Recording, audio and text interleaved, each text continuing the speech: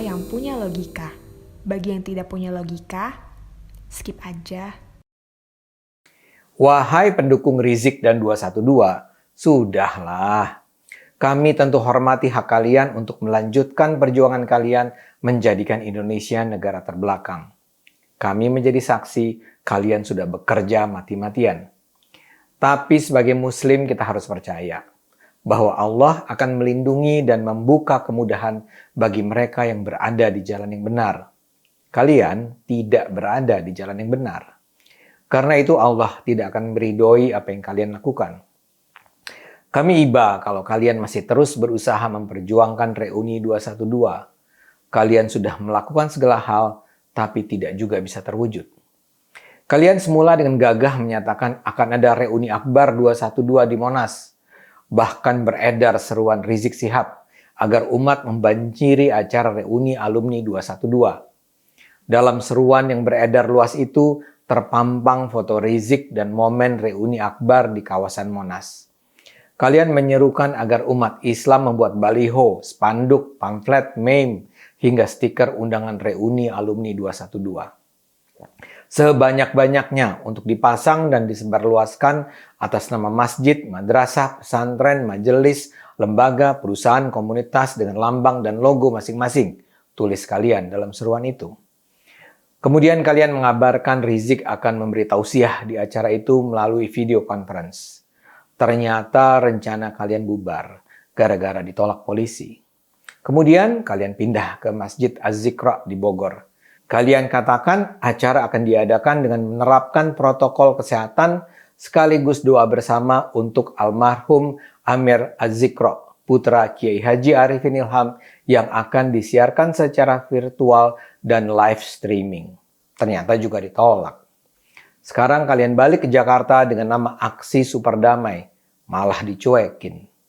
Dengan iba saya membaca surat kalian tentang kedatangan kalian ke Intelkam Polda Metro Jaya hari Senin lalu.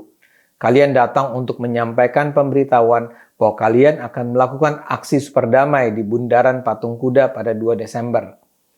Pihak Intelkam menerima surat itu, memfotonya dan kemudian mengembalikannya dengan pernyataan bahwa pihak kepolisian tidak dapat menerima surat pemberitahuan tersebut. Jadi sudahlah. Lupakan saja 212. Memang sih masih banyak pihak yang mengeluh-elukannya. Contohnya adalah Refly Harun. Dalam channel YouTube pribadinya pada 24 November, dia mengusulkan momen reuni itu dijadikan sebuah festival Islam di Indonesia.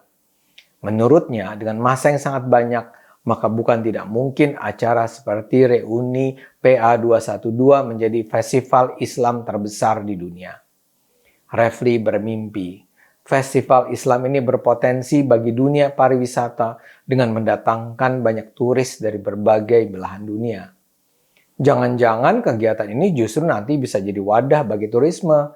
Jadi nanti ada the biggest Islamic festival in the world, ujar Refly. Refly juga memprediksi kemungkinan festival yang dicanangkan tersebut bisa mengalahkan massa yang melaksanakan puncak ibadah haji di Padang Arafah. Kalau di sana 3 jutaan manusia, di Padang Monas bisa lebih dari 3 jutaan, tutur Refly. Orang seperti Refly memang tidak bisa membedakan mimpi dan dunia nyata. Karena itulah, saya menyarankan kembalilah berpijak di bumi. Terus-menerus mengenang kembali acara 212 pada 2 Desember 2016 adalah kebodohan. Para aktivis alumni 212 mungkin mengira itu adalah hari yang perlu dikenang karena itu adalah hari kemenangan umat Islam. Padahal bukan. Itu adalah hari yang menunjukkan betapa terbelakangnya umat Islam. Pada hari itu ratusan ribu orang datang dan berkumpul untuk menuntut penangkapan Ahok atas dasar sebuah fitnah yang keji. Ribuan orang datang dimobilisasi untuk mengeluarkan ujaran kebencian. Tak ada tanda-tanda kedamaian Islam di sana. Pada hari itu para pemuka agama berteriak-teriak, mencaci maki, mengajak umat Islam menjadi kaum yang tak menggunakan akal sehat. Waktu itu umat Islam memang terlihat besar karena jumlahnya, kuantitasnya, tapi bukan kualitasnya. Saya tak mengerti bagaimana mungkin Refly menggambarkan reuni ini sebagai Festival of Islam. Festival apa? Festival orang-orang bodoh. Dan ingatlah apa yang akhirnya dicapai oleh aksi 212. Ahok secara tak adil akhirnya dipenjara.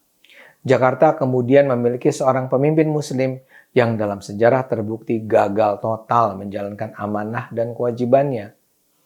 Sejauh ini di sepanjang 4 tahun kepemimpinannya, cerita yang kita dengar hanyalah kegagalan demi kegagalan. Praktis tidak ada satupun keberhasilan bisa diraihnya. Sementara Ahok, walau sempat dipenjara, belakangan keluar dengan tenaga barunya yang luar biasa. Dia menjadi teladan yang sangat dihormati dan dikagumi. Oh ya, satu lagi yang harus kita kenang tentang 212. Itulah aksi yang akhirnya membongkar skandal mesum sang Habib. Ketika itu Firza ditahan karena dianggap terlibat dalam aksi makar yang terkait dengan aksi 212. Dia ditahan, handphonenya disita, dan dari sanalah diketahui percakapannya dengan Rizik. Dan gara-gara itulah akhirnya Rizik harus kabur bertahun-tahun dari Indonesia. Jadi apa yang masih kalian ingin banggakan dari 212? Tidak ada.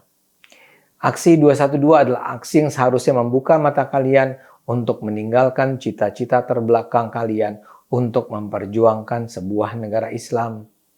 Itu adalah perjuangan yang ditakdirkan akan gagal karena kalian akan terus berhadapan dengan orang-orang waras yang menjaga Indonesia. Orang-orang waras ini akan bekerja mati-matian untuk membela Indonesia. Dan kalian harus tahu, Allah akan selalu melindungi mereka yang menggunakan otaknya untuk memperjuangkan kebenaran. Jadi stop, hentikan kebodohan kalian. Mari kita bekerja sama membangun negara dan bangsa ini. Gunakan terus akal sehat. Karena hanya kalau kita menggunakan akal sehat, bangsa ini akan selamat.